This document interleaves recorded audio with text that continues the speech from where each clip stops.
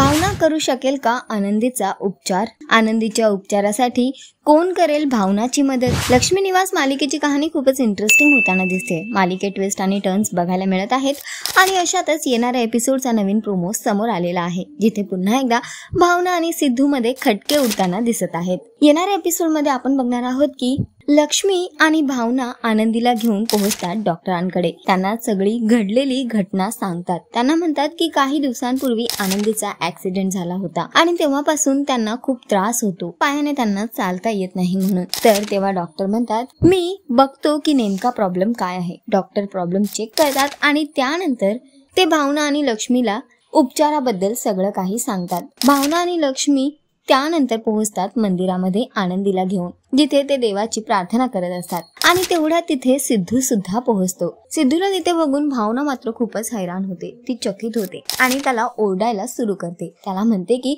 तुम्ही इथे पण माझा पाठलाग करत पोहोचलात का? सिद्धू तिला समजावून सांगतो की अहो मी इथे अचानक आलेलो आहे, मी काही तुमचा पाठलाग करत नव्हतो.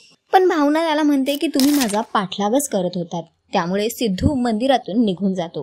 पुढे भावना, आनंदी, लक्ष्मी घरी परततात आणि लक्ष्मी आहे ती घरातल्यांना उपचाराबद्दल सगळं काही सांगते. त्यांना म्हणते की आज आम्ही आनंदीला दवाखान्यात घेऊन गेलो होतो आणि त्यानंतर आता डॉक्टरांनी तिचा उपचार करण्यासाठी सांगितलेला आहे. जर तिच्यावर व्यवस्थित उपचार झाले तर ती पहिलीसारखी एकदम छान ठणठणीत होईल म्हणून.